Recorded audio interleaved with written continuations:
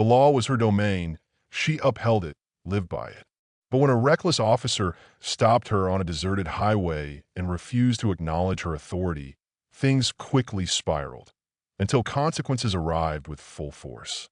The road stretched endlessly ahead, dimly lit by sparse street lamps reflecting off a polished black sedan gliding smoothly in the right lane. Veronica Caldwell had been behind the wheel for close to an hour, her mind still digesting the contents of a confidential briefing. As the FBI's newly appointed director, the long days didn't faze her. She was conditioned for them. What she hadn't expected was the sudden flash of red and blue in her rearview mirror. Her grip tightened around the steering wheel. Her speed? Dead on at 65.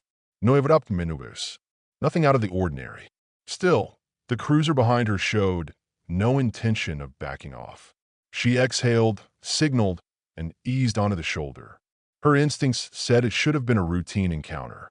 After all, her professional life had always been entwined with law enforcement. She understood the procedures. She had trained others in them. But something about the stillness behind her raised internal alarms. Why was he stopping her?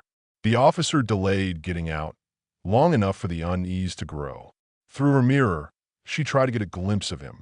When he finally stepped out, his posture struck her, rigid, forceful. She didn't recognize him, but that wasn't unusual. What concerned her was the hand brushing his firearm and the flashlight flicking side to side as he approached. She lowered the window and kept her hands clearly visible on the wheel. "Good evening, officer," she said in a calm, clipped tone. His light lingered on her face far longer than necessary. "License and registration. No explanation, no pleasantries." Just that. Suppressing frustration, she asked politely why she had been stopped. He stared for a moment before repeating himself. Something was wrong. She sensed it instantly. Still, she followed protocol. "Sir, I'm going to reach for my bag," she announced clearly. No reply. Slowly, deliberately, she retrieved her wallet and presented both her license and her federal ID. He didn't take them. He glanced down, then back up, his expression unreadable. "FBI, huh?" She confirmed with a single nod. Then came the demand, calm but forceful, asking her to exit the vehicle. Her mind reeled. There was no justification for it. She had complied in full, identified herself, yet he was escalating. This wasn't unfamiliar to her. She had read countless case files, watched the footage, seen where it could lead. Her heart remained steady, but her training kicked in. She assessed her options. But before she could speak or act, he reached for her door. The instant she heard the latch click, she reacted. Not with fear, but control. Her hand shot to the handle from inside, holding it closed. "Sir, step away from the vehicle," she ordered firmly. "You're outside procedural bounds." He didn't let go. Instead, his hand clenched tighter. His tone sharpened. "Get out." The pressure of the moment rose. But Veronica Caldwell wasn't one to fold under pressure. She knew what was at stake, and she was ready to stand her ground. She recognized the tone in his voice, the attempt to assert dominance under the guise of authority. Veronica had encountered men like this before, the kind who believed that power meant control, and control meant intimidation. But this wasn't a political meeting or a conference room. This was a man with a badge, a weapon, and an agenda. That made him a threat. She held firm on the door handle, her tone calm, yet direct as she asked on what basis he was ordering her out. For a moment, Officer Kearns appeared caught off guard, unsure how to respond. Instead of explaining, he stepped in closer, his flashlight now blinding her, its beam locked onto her face. "I don't have to justify myself to you," he said flatly. She held his gaze. "Actually, you do." The light didn't move, but his jaw tightened, clearly frustrated. He dismissed her title and credentials with a sneer. Her heart remained steady, but she could sense his intentions shifting. This wasn't standard protocol. It was coercion. She refused to be intimidated. Calmly, she proposed contacting his supervisor, challenging his authority. That triggered something in him. The flashlight dropped, and his hand slammed onto her car roof, the sudden noise cracking through the still night air. The outburst was sudden and loud. She noticed his name tag, D. Kearns. That detail she filed away. Her instinct screamed not to make any fast moves. No grabbing her phone, no sudden shifts. She held eye contact, her expression unreadable, the same one she'd used to unravel suspects in countless interrogations. "You're crossing a line," she said. Kearns gave a short, bitter laugh. "The mistake," he muttered, "was thinking your badge outranked mine." She watched closely as his right hand hovered closer to his belt. She recognized the posture. The tension climbed until the scene was disrupted by the arrival of a second cruiser. More flashing lights. Another car pulling up quietly behind the first. For a second, Veronica felt hope. Another officer meant oversight, at least in theory. But as the second man stepped out, she read the situation instantly. This wasn't backup. It was reinforcement. The new officer approached with measured steps. "Problem here?" he asked. Kearns answered with a smug tone, brushing off her concern as noncompliance. Veronica measured her silence carefully. She was now at a disadvantage, flanked by two officers. Kearns smirked. The second man moved closer, addressing her not by name or title, but with a generic ma'am. He didn't see her as a leader, just another target. This wasn't a mission abroad. This wasn't a war zone. This was her own country. And somehow, that made it worse. She took a slow breath, choosing her next move carefully. She knew what was at stake. One misstep, and she wouldn't be the one telling the story. They would. The second officer stepped into position behind Kearns, their posture united. They weren't enforcing policy, they were flexing authority. Her hand remained on the steering wheel. Her thoughts raced. If she resisted, they'd claim justification. If she complied, she'd be vulnerable. Neither option was safe. Again came the calm, forced voice urging her to exit the vehicle. She inhaled deeply and moved with intention, raising her visible hand and opening the door with the other. Kearns stepped back slightly. The cold air met her as she stepped out, her nerves sharp, instincts on full alert. Kearns positioned himself in such a way that the dashcam wouldn't catch what came next. The second officer mirrored the move, sealing off any view. This wasn't random. This was rehearsed. "Turn around," Kearns ordered. She held her ground. "I still haven't been told why I'm being held," she said. He gave a clipped answer. "Suspicious activity." "What activity?" she asked. He only smirked. "Noncompliance." It was a trap, and she knew it. She knew exactly how this worked. Refusing meant they'd escalate the situation, but agreeing would hand them complete control. Either way, the outcome felt rigged. She'd read the case files, seen it unfold on body cams, except she never imagined she'd be in one. Then it happened. He grabbed her wrist, forcefully, abruptly. Her training kicked in, and she shifted just enough to keep it from turning violent while staying non-threatening. "Let go of me," she snapped, her tone cutting through the still air. But he didn't.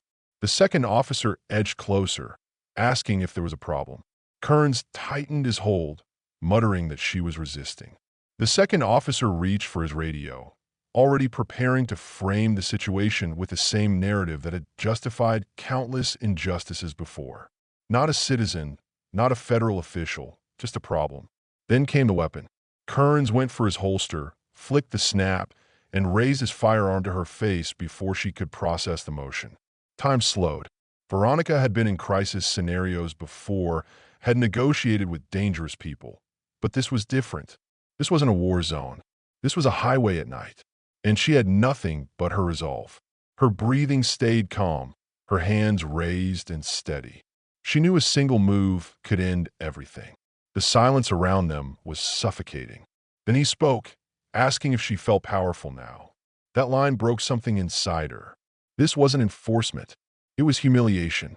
She saw not just herself, but every victim in every file she had ever reviewed. Every name that never made the news. She opened her mouth, ready to say something measured, when another voice pierced the night. "Hey, I'm recording this." The words sliced through the moment like a blade. It wasn't just noise, it was presence. Witness. Evidence. Kearns didn't lower the gun, but his posture shifted. His gaze darted toward the voice. Veronica followed it. A man stood nearby, phone lifted, its screen casting light on his face. He was far enough to be safe, but close enough to capture it all. Do you really want to go through with this? He asked firmly. Kearns didn't respond. The second officer looked uneasy, considering the implications. They were no longer in control. Veronica recognized it in their hesitation. They had operated in silence for too long, unchecked and unrecorded. But now, the truth had a witness. Kearns exhaled hard, his grip still tense on the weapon. What he did next would decide everything. She took her chance. Put the gun down, she commanded louder now. He didn't obey, but the weight of the moment was pressing in. The second officer's radio came to life. Unit 47, report status. A few seconds passed. Then came the sirens, distant but closing in fast. Help was arriving, but not for them. Kearns' stance faltered. He lowered the gun slightly, but didn't reholster. He turned to his partner, instructing him to shut down the recording. Veronica's stomach dropped. She knew what came next. The second officer started toward the bystander, reaching toward his utility belt. That's enough. Her voice rang out, sharp and commanding. Touch that witness, and you'll be facing federal charges for obstruction. He froze. For the first time, real uncertainty filled the air. The balance had shifted just enough. Sirens now thundered through the road. Flashing lights cast chaotic shadows as multiple cruisers screeched into place. The witness stood his ground, recording uninterrupted. Veronica didn't move. Not yet. Not until she knew it was truly over. Kearns still had his weapon in hand, but his demeanor had shifted completely. Gone was the smugness, the overconfidence. What remained was a tight expression bordering on fear. Squad car doors swung open, and uniformed officers emerged cautiously, hands hovering near their holsters but not drawn, unsure of what they were walking into. Then one recognized her. The sound of her title, Director Caldwell, cut through the moment like a shockwave.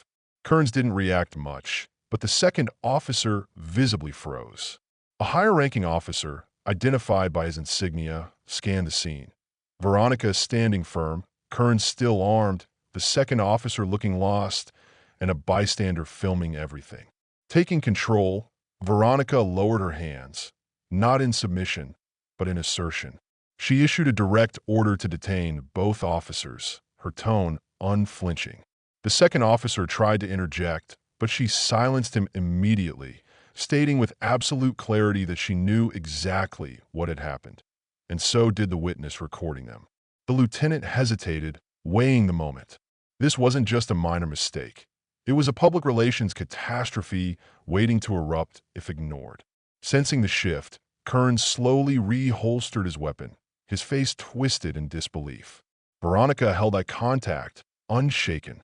When he mumbled that it was all a misunderstanding, she challenged him to clear it up at headquarters and involved internal oversight. The second officer looked pale, realizing the consequences. The lieutenant gave the order.